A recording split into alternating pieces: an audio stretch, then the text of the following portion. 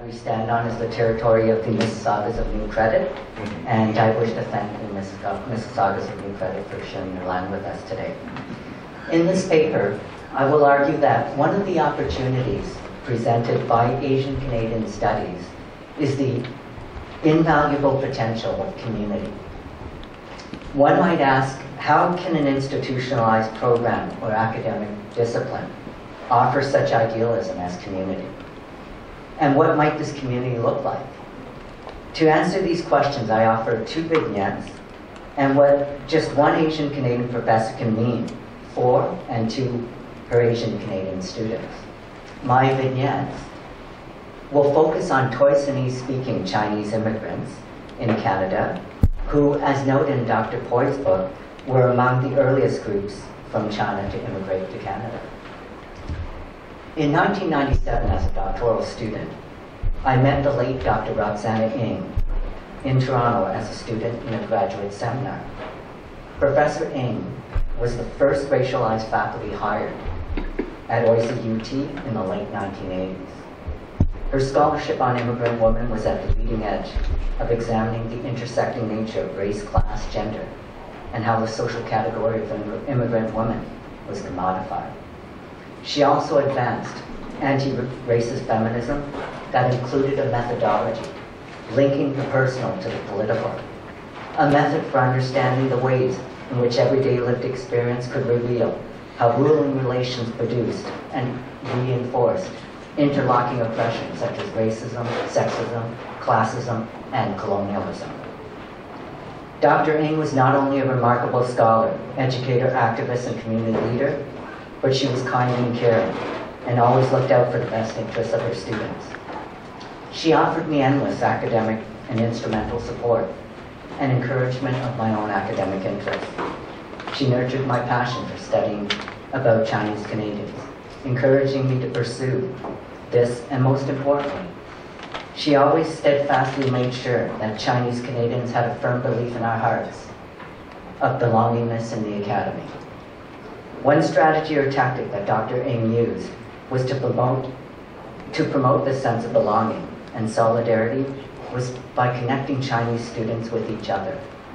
She saw the power, strength, and hope of a scholastic community. To this day, many of the Asian Canadian students who Dr. Ng introduced me to remain lifelong and dear friends. To be sure, Dr. Ng nurtured a holistic wellness among her students. My appreciation of and yearning for community is inseparable from my growing up in the city of Ottawa. Growing up in Ottawa in the 1970s and 1980s, the majority of the Chinese children and youth in our school and neighborhood were Toisanese and Huipianese speakers, as noted in Dr. Poy's book.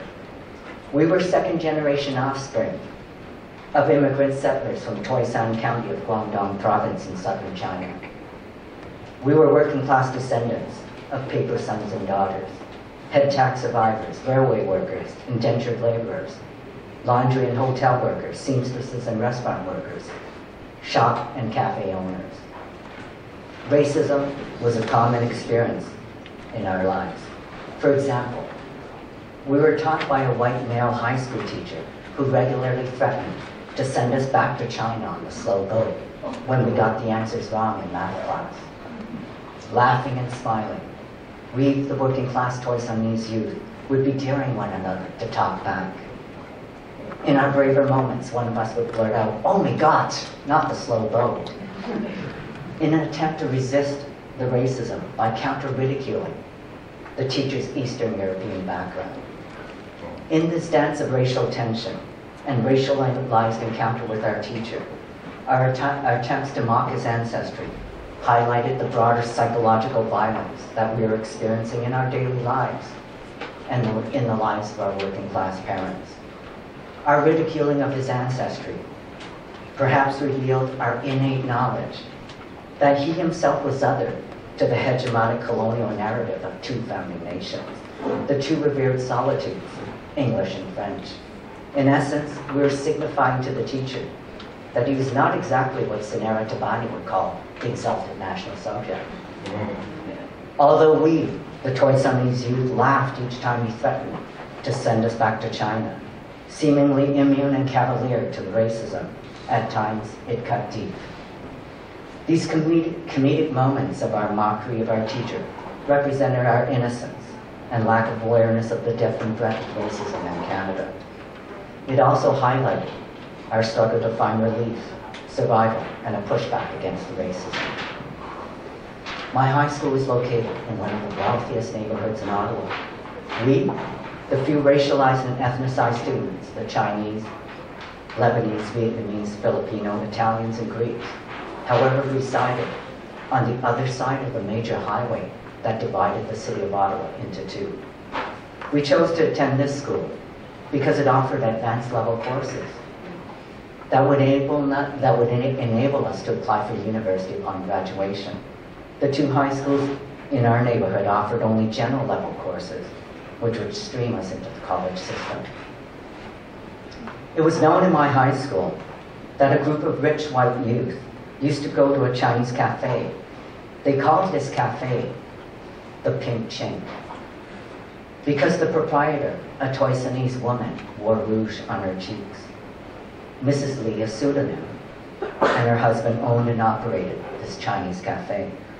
It was known in our high school that the white youth loved to patronize this cafe not because of the food or decor, but because the bathroom was their sanctuary for smoking illicit drugs. These youth boasted throughout our school that the proprietor was unaware of their fondness for her Chinese cafe. Such racialized encounters symbolize yet another form of violence that implicates racism, classism, sexism, and colonialism. These youth knew innately that they were not only materially privileged, but also socially privileged. They were exalted subjects. Belying their youth, these students were exquisitely cognizant of and even embraced their exalted status. Thus, they were able to enact the colonial gaze within the social encounter of the Chinese cafe. As colonial masters, these youth were claiming their birthrights to the nation and all its social spaces, including the confines of the bathroom of a Chinese cafe. For these youth, the contested confines of this bathroom were a reenactment of a claiming of their nation state. It was heart-wrenching years later when I was working as a waiter and I met Mrs. Lee for the first time, as she too was a member of the wait staff. She shared with me that she once owned a Chinese cafe, and she described the cruelty of the rude white boys and girls who made her work-life hell. She was clearly embodied with the powerful epistemology that W.E.B. Du Bois calls double consciousness. Heartbroken, I could not tell her that many of these youth were from my high school. Then I felt ashamed that I was powerless and that I did not do more to stop or mitigate the racism that was perpetrated against her by my peers. Upon reflection, I now realized that my shame was informed by an awareness that as long as I was not the recipient of this racism, I chose to do nothing. My shame was particularly heightened because my own parents were also proprietors of a Chinese cafe and restaurant. This tale of a Chinese-Canadian woman's encounter with Ottawa white youth and our high school encounters with our math teacher reveals the settler society and white supremacy that haunts the Canadian nation-state. All at once, always already embedded in the teacher's threat of deportation and youthful encounters at the Pink Chink is the legacy of racism that is at the foundation of this nation. The racism experienced in that classroom and the Chinese cafe was beyond what Tasha Hubbard or Shireen Razak would call the sociopathology of one man, one teacher, or a handful of broke youth. But rather, these encounters reveal the sociopathology of colonialism.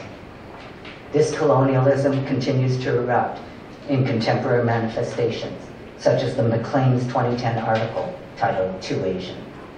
This article asserted that many white students were no longer applying to elite Canadian universities because they were overrun by Asian students. These Asian students were purported to be driving up the academic standards and diminishing what should be the normative fun aspects of attending university. This article reinscribes century-old discourses of Asians as dour, and unsociable foreigners in Canada. In conclusion, to return to my opening questions, how can an Asian Canadian Studies program offer the idealism of community? And what might this community look like? Well, let us think about it, if you will, please. One amazing Chinese-Canadian professor named Roxana Ng built a community of students, friends, scholars, and activists. Can you imagine then the possibilities of an entire program called Asian Canadian Studies? What might this community look like? This community, I suggest, can embrace a critical pedagogy that aims to make sense of the everyday world and how the workings of global capital and the ongoing project of colonialism maintain and reproduce subjugated subjectivities. A critical pedagogy that ventures out of the ivory tower and into the world of the everyday, standing in solidarity with our most marginalized populations.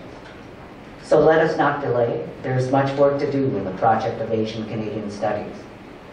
Let's do it not just for the generations yet to come, but for our brave Toisanese and Hoi Binese ancestors, for the strong and beautiful Chinese cafe owners like Mrs. Lee, and for our brilliant, kind, fearless, and dearly departed friend, Dr. Roxana Ng. Thank you.